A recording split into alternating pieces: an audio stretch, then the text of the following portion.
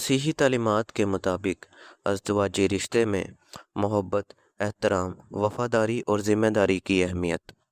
Bible کے مطابق شادی صرف ایک سماجی معاہدہ نہیں بلکہ خدا کے سامنے ایک مقدس عہد ہے جس میں شوہر اور بیوی دونوں کو محبت، عزت، وفاداری اور ایک دوسرے کی خدمت کرنے کی ذمہ داری دی گئی ہے۔ نمبر 1، شوہر کا رویہ اور برداشت کی کمی۔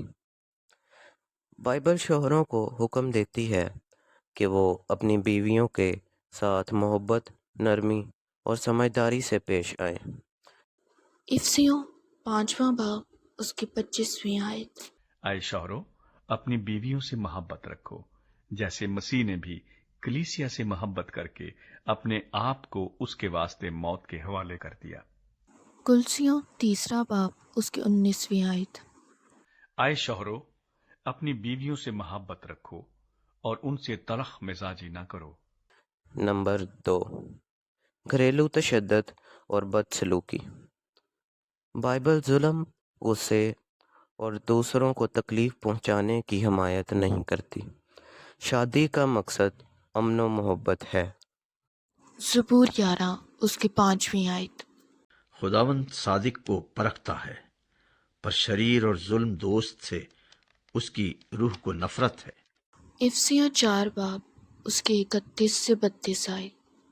ہر طرح کی تلخ مزاجی اور قہر اور غصہ اور شور و غل اور بدگوئی، ہر قسم کی بدخواہی سمیت تم سے دور کی جائیں، اور ایک دوسرے پر مہربان اور نرم دل ہو، اور جس طرح خدا نے مسیح میں تمہارے قصور معاف کیے ہیں، تم بھی ایک دوسرے کے قصور معاف کرو۔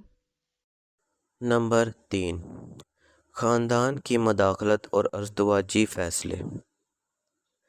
بائبل سکھاتی ہے کہ شادی کے بعد شوہر اور بیوی ایک نئی زندگی قائم کرتے ہیں۔ پیدائش 2 باب اس کی 24 آیت۔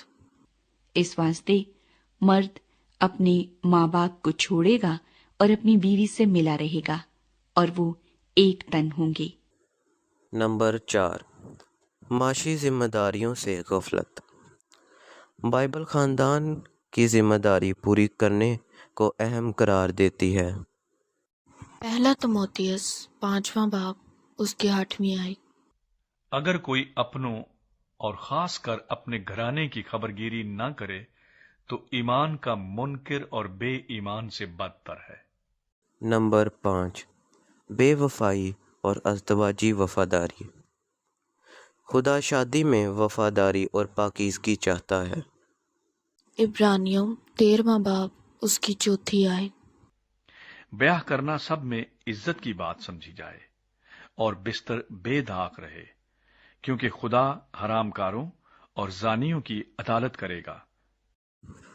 حروج 20واں باب اس کی 14 آیت۔ تو زنا نہ کرنا۔ نمبر 6، اعتماد اور بات چیت کی کمی۔ بائبل اچھے الفاظ سننے اور حکمت سے بات کرنے کی تعلیم دیتی ہے۔ یعقوب کا عام خط اس کا 1 باب اور اس کی 19ویں آیت۔ اے میرے پیارے بھائیو، یہ بات تم جانتے ہو، بس ہر آدمی سننے میں تیز اور بولنے میں دھیرا اور قہر میں دھیما ہو۔ امثال 15واں باب اس کی 1 آیت۔ نرم جواب قہر کو دور کر دیتا ہے، پر کرخت باتیں غضب انگیز ہے۔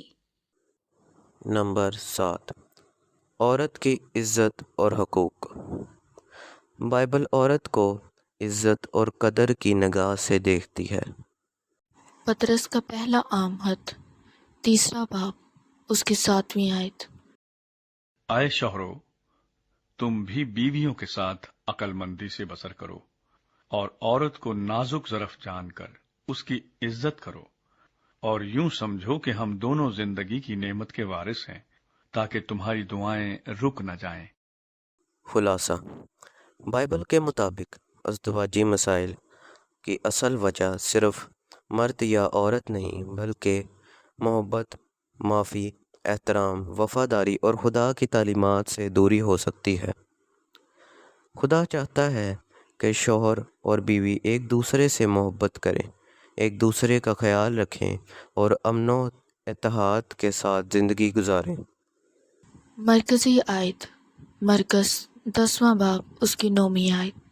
اس لیے جسے خدا نے جوڑا ہے اسے آدمی جدا نہ کرے۔ جو رشتے وقت پر سنبھال لیے جائیں وہ بکھرتے نہیں۔ دوسروں کو عزت دینا دراصل اپنے آپ کو بہتر انسان بنانا ہے۔